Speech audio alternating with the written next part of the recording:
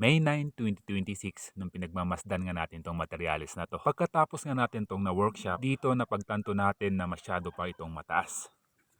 Kaya naman dito napagpasyahan ko na magbabawas tayo dito ng apex para mas bumagay sa ating materyales. Para nga walang masasayang sa ating mga cuttings, naisipan ko nga dahil nga pwede sa cutting sa mga bougainvillea, gagawin nga natin itong materyales para gawing future bonsai. At ito na nga ang ating part 1.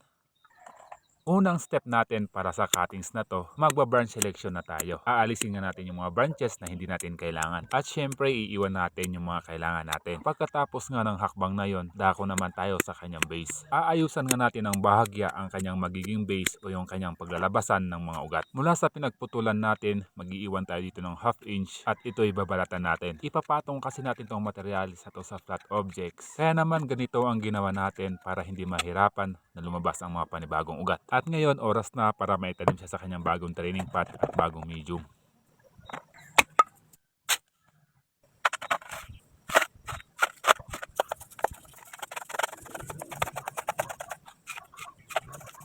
Pagkatapos ang river sand, ang flat object natin. At dito natin ipapatong ang ating cuttings. Pagkatapos ang anchor nito gamit ang aluminum wire para hindi matumba ang ating cuttings. Dahil wala pang mga ugat ang ating cuttings mga idol, dito napakahalaga ang paglalagay sa kanyang anchor. At ngayon naman oras na para tuluyang maitanim ang ating cuttings.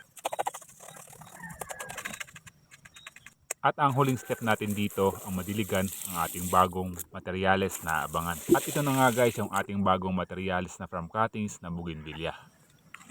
August 11, 2026. At ito na nga ang ating part 2. 3 months ngang nakalipas mula sa pagkakatanim, ito na yung update natin.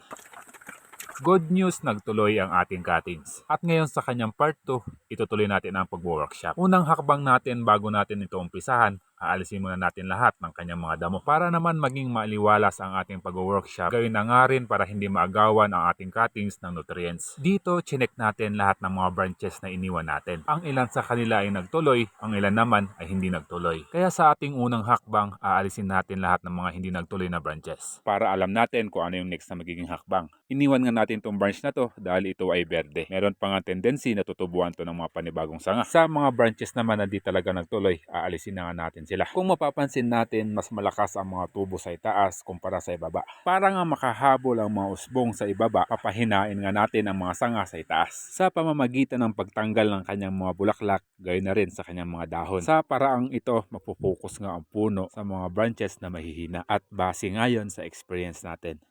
Sa branch na to, aalisin natin to dahil may napansin tayo. Sa hindi natin inaasahan, meron ngang crack ang sanga na to. Kaya naman kinakailangan natin tong alisin. Pagkatapos nating na-finalize lahat ng mga branches nito, oras na nga para sa ating huling hakbang. Gamit nga itong 2.5mm bronze coated aluminum wire, ititrain na nga natin ang ating dalawang branches dito. Nang sa gayon habang naghihintay tayo ng mga panibagong shoots na lalabas at habang pinapalakas ang mga ibang branches na mahihina, unti-unti naman nating uhubugin ang dalawang sanga na to. Nakalaunan pwede pa nga itong baguhin depende nga sa lalabas ng mga branches ng puno na to. Kaya naman ngayon, iaabang muna natin itong mga sanga na to mga idol. Ganito na nga muna ang magiging style ng ating puno na umaasa pa rin tayong tutubuan to ng shoots dahil kung nagkataon, ito nga ang magiging first branch natin. Ito naman ang magiging back branch natin at ito naman ang magiging second branch natin. Ito naman ang third branch at ang magtutuloy na sanga papuntang apex natin. So ayan guys, hindi pa nga dito nagtatapos ang materialis na to. Ipapakabangan pa rin tayo.